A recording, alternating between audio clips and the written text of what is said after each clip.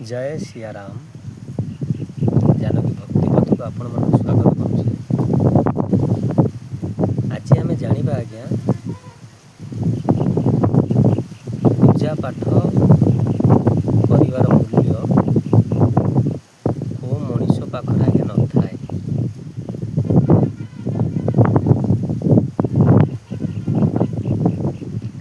समस्ते तो आज्ञा पूजा पाठ करुचंती, आपण करुचंती, मु करुची, प्राय तो करुचंती। जति जो धर्म रुहतु समस्त करुचंती तांको धर्म अनुसार। पूजा पाठर मूल्य को मानकर पूजार ही न थाए आज्ञा। काहेकि ना आज्ञा मनीष तो आज्ञा दी प्रकार, गोटे मानव गोटे दानव। मनीष गोटे, प्रकृति आगे दीटा। जी मानव से मानव भाया तार व्यवहार चालीचलन स्वभाव रे दानव तार दानव भाया व्यवहार चालीचलन रही। मानव कौन? मानव आज्ञा आम ताकू कहवा जी संस्कारित। प्रथमे संस्कार, सरल व्यवहार, सरल कथबार्ता, समस्त सुसम्मान दबा, सान बड़ मानिबा एवं माँ बापा को कथा मानिया, माँ बापा को संज सकाଳେ प्रणाम करवा। ये है मानव। दानव किए आज्ञा उल्टाटा आप जापे जे दानव माँ बापा कथा न मानिबा,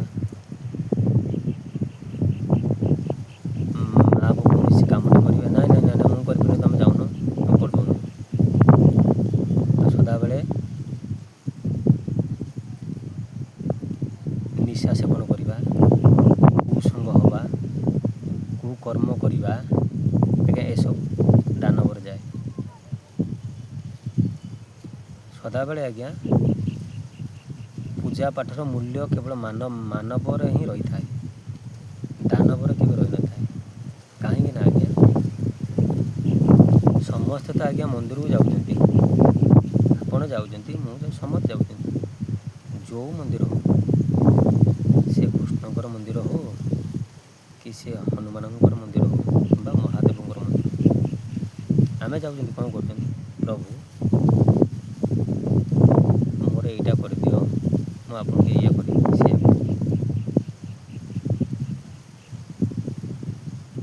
आउ केबे मानव भितर केबे लालसा आज्ञा आसेनी।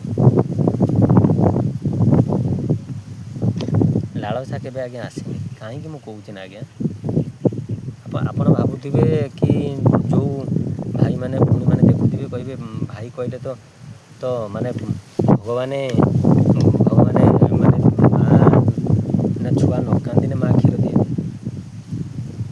मानुच आज्ञा आपण कथार गोटे मत ठीक कौन आपण के संसार पर मागिं कि मंदिर जातु प्रभु लोका समस्त सुखी न हो, संसार लोक मैंने समस्ते सुखरे रुहतु। कौन आप संसार स्वार्थ नहीं कि आज्ञा भगवान को डाक, स्वार्थ नहीं कि भगवान को डाकिने आपड़ आज्ञा ठकी जी आज्ञा। भगवान आपको ठकईदेव, बुझे कि भगवान आपको ठकईदेव आज्ञा। कहीं मुझे कहूँ स्वार्थ नहीं कि आप ये करेंगे भगवान पाखे आप ठकिए निश्चित। भगवान पाखे आप ठकिए कहीं जो मानव दानव बुद्धि आज्ञा। तो दानवर पूजा पाठ कहीं आज्ञा भगवान ग्रहण करते नहीं कलिजुग अनुसार मुझे कहूँ। तो आपण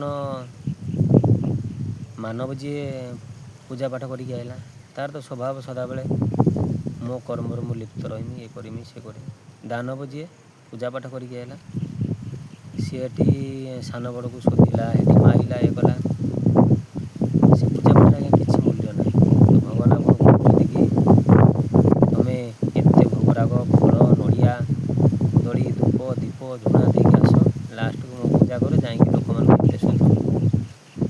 असभ्य भाषा को ତାହେଲେ ଆପଣଙ୍କର କ'ଣ ସମୟ ଗଲା, ଆପଣ ଧୂପ ଗଲା, ଆପଣ ଫଳ ଗଲା, ସବୁ ବ୍ୟର୍ଥରେ ହିଁ ଗଲା ଆଜ୍ଞା।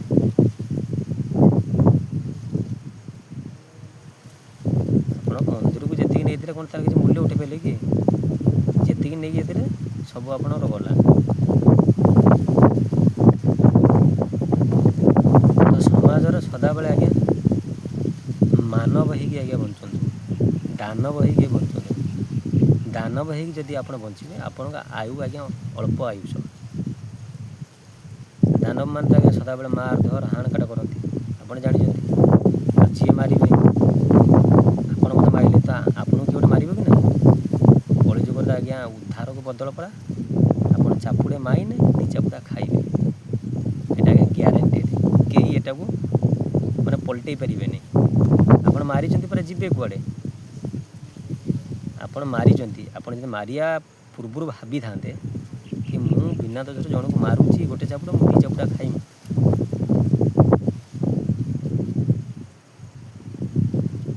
ତ ଆପଣ କେବେ ଭୁଲ କରନ୍ତି ଆପଣ ବୁଝିପାରୁନାହାନ୍ତି ପାରେ। କାରଣ ହଁ କଥାଶାସ୍ତ୍ର କ'ଣ, ପିଲା ସେତେବେଳେ ମା' ବାପର ଉପଲବ୍ଧିଟାକୁ କରେ ଯେତେବେଳେ ମା' ବାପା ଛାଡ଼ିକି ଚାଲିଯାଆନ୍ତି, ପ୍ରତି କଥା ମାନି ନଥାଏ, ତାଙ୍କ କଥା ସହିତ ଅବହେଳିତ ହେଇଥାଏ, କୁକର୍ମ କରେ, ଚୋରି କରେ, ମଦ ଫଦ ପିଏ, କୁସଙ୍ଗ ହୁଏ, ମା' ବାପା ଛାଡ଼ିକି ପଳାନ୍ତି ନା, ସେତେବେଳେ ଉପଲବ୍ଧ ହୁଏ। ଆରେ ମୁଁ କହିବା କଥା, ମା' ବାପା ମୋ ପାଖରେ ଯେତେବେଳେ ବଞ୍ଚିଛନ୍ତି ମୁଁ ତାଙ୍କ କଥା ମାନିବିନି କି ତାଙ୍କ ମୁହଁର ଦାନା ପାଣି ଦେବିନି, ମରିଗଲା ପରେ ଦେନେ ଆଉ କିଏ ଖାଏ ଆଜ୍ଞା? ମାଟି ଶବଟା କ'ଣ ଖାଇବ? ରହିଲି, ଜୟ ସିଆରାମ। ଭିଡ଼ିଓ ଭଲ ଲାଗୁଛି ସେୟାର, ଲାଇକ୍, ସବସ୍କ୍ରାଇବ୍ କରିବେ ଏବଂ କମେଣ୍ଟର ଜୟ ସିଆରାମ ଲେଖିବେ।